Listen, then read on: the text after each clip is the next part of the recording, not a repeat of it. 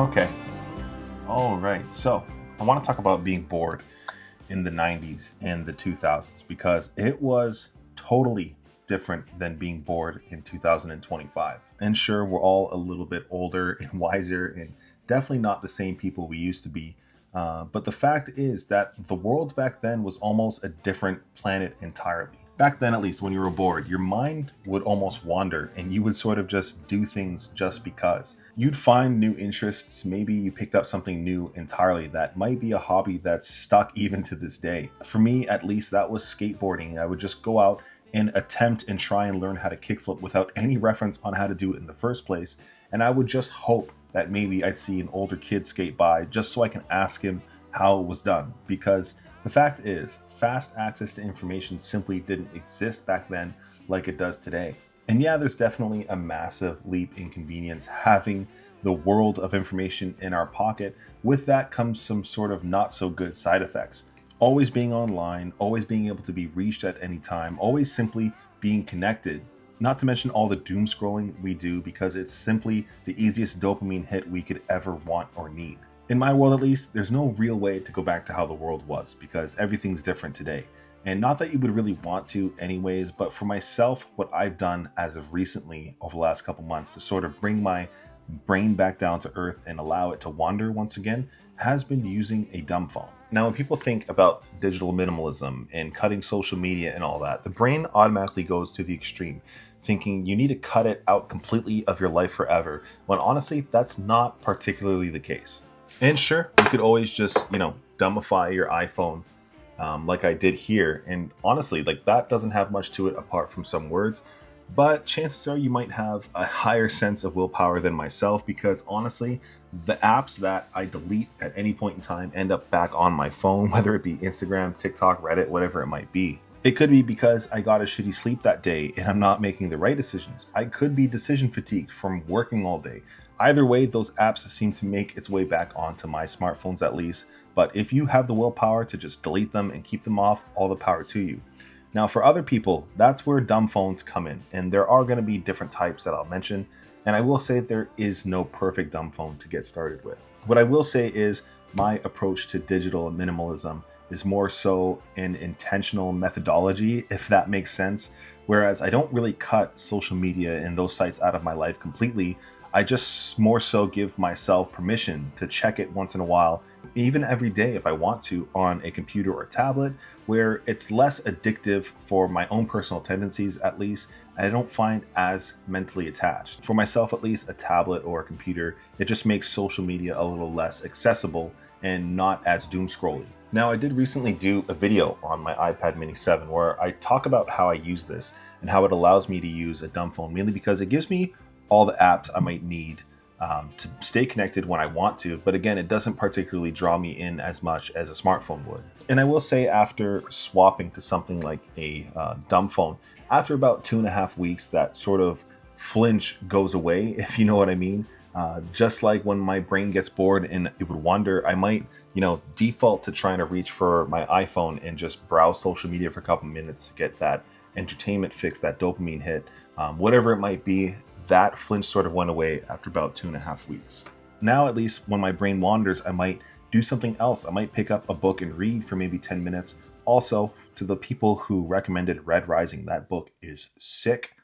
I'm enjoying it. Thank you for that one. But I might do some other stuff like playing guitar and just play a couple songs, or simply just throwing on a vinyl record and just laying down and listening to music, as weird as that might sound. Now, this all might sound a little pretentious in how I'm approaching dumb phones and all that stuff, but this isn't just I'm swapping experiment. This is something I've been doing for about 2 to 3 months already as is. And I can say that having been using a dumb phone for a while, even after the smartphone flinch goes away, and just using it as my daily phone, there's a couple things I've noticed in myself. The first one being is that my moods are remarkably better. I also seem to find myself a little bit more creative than before, whereas I'm not particularly comparing myself to other people I might see on social media. I might not even be comparing my content to anybody else. I'm just sort of making stuff I want to make and I'm really happy with it. And it's not just the creative side of things, just in general, I seem to be feeling a little bit better or more optimistic. And honestly, it's incredibly freeing. And sure, obviously mileage might vary from person to person, and I can't say your life is going to change swapping to a dumb phone. And it might even be a little bit late to talk about 2025 resolutions, being that we're in February now. But I can say my goal has been to slow down immensely, and the dumb phone really does help me do that, simply being less connected. When I get home, at least, I just feel really comfortable leaving my phone wherever it might be. And for the first time in a long time, I'm okay just simply checking things later. If there's a text message, I'll check it later. If there's a call or an email or the group chat, whatever it might be, I'll simply check it later, and I'm just okay doing that now.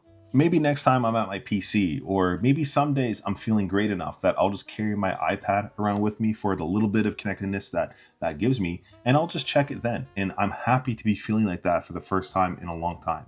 Again, it might be cheating or whatever using an iPad, but hey, if it works for me, it might work for some people out there. And I just don't feel as mentally connected to the iPad as I do a smartphone. Now, as far as smartphones go, let me just get my other one actually. Now, as far as smartphones go, you can get something as dumb as possible that will function like from the 90s and the 2000s. And these ones will literally just call and text. And those are awesome. And I've used these in the past. And then there's sort of, the phone you might already have, whether that be your iPhone or your Android or whatever. You can dumb that down. If it works for you, it works for you.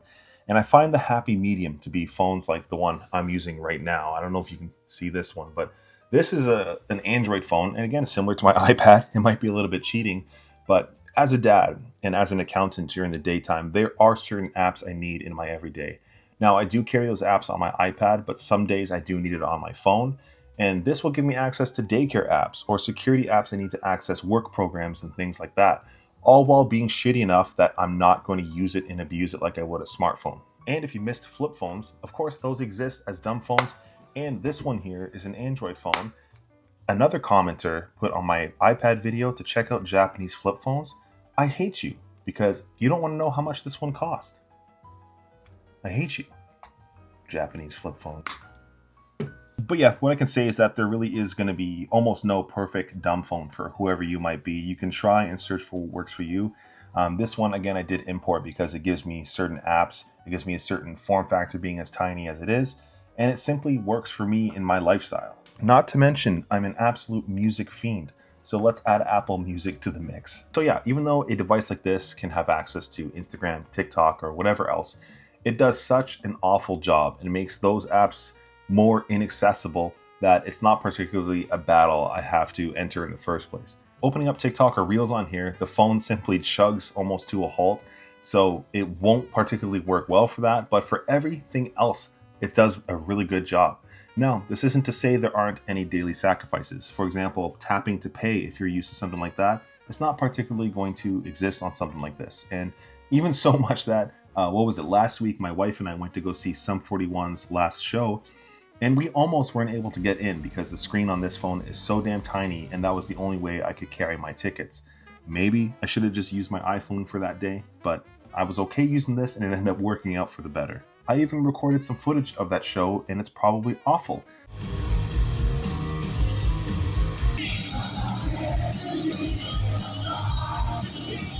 But I did notice I was one of the few people in the crowd not holding up their cell phone the entire time. So that was definitely a pretentious ass sentence, and I think I want to take that back. Will I keep it?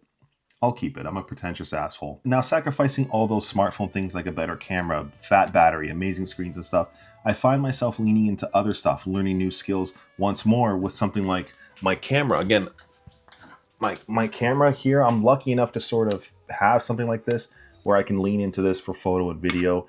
And I've never learned more about photography and compositions more than recently using an iPhone or something of the sort. And that's just something I really do appreciate, being strapped to my camera almost all the time. For me, at least, this device is enough of a pain in the ass that I don't particularly have those addictive smartphone tendencies while still getting those everyday conveniences from a smartphone. Again, this might not work for everybody, but it definitely works for me. And I'll link this one down below if you do want to check it out, and some other options like the flip phone I mentioned. That person, I hate you. But yeah, what I can say is that if you're looking to cut down on screen time, get a transitionary device like this. Maybe dumb down your current smartphone and see if that works out for you. And you might go as far as you might need to go. And look, I know a lot of this sounds super mega corny, I'm sure there's also an equal amount of people out there who just sort of feel like me and feel shitty about, smartphone usage to the point that it has been. And you might just be in your head, you might be feeling down, you might be feeling lost, you might be feeling whatever the case is. And honestly, just trying using a dumb phone or just stripping back the whole social media aspect of things might make you feel a little bit better in your own head. Will it actually truly help you? I don't know, because I'm not you, of course. We're all different people, all with different life circumstances of which we can't change, but certain things we do have control of. And that's going to be starting with, the phone you have, how much content you're consuming, comparing yourself to others, getting in your head, or again, just simply letting your head wander for once and really just getting back into things that you enjoy versus watching other people enjoy other things. Now, for me, I can't say that I'll be on a dumb phone forever. Maybe in a month or two, I might swap back to my iPhone. Maybe I'll swap back to my dumb phone. I just like having the ability to swap between devices when I need to get that reset my brain needs, to get back to letting my brain wander, to enjoying slowing down, to enjoying normal things, and even enjoying the mundane things of the normal person's day, at least. And when it comes back to my goals of 2025 and slowing down, it has gone better than ever anticipated. Maybe it's just my brain is finally putting into motion some of that 12 a.m. motivation we all randomly get. Maybe my brain really is just getting a bit of a reset, being on a little less screen time, finally reading, finally actually going to the gym, actually playing video games to not make a video about it, but to actually enjoy my video games and maybe actually relax instead of working for once. All of that has been so much better than I anticipated that I'm almost scared for things to go back to how they were. For now, at least, I'm going to ride this wave of dumb phone motivation and enjoy this high of life as long as I can. And who knows, maybe I'll actually have enough belief in myself to set some ridiculously hefty goals. Who knows, maybe I might actually make it there.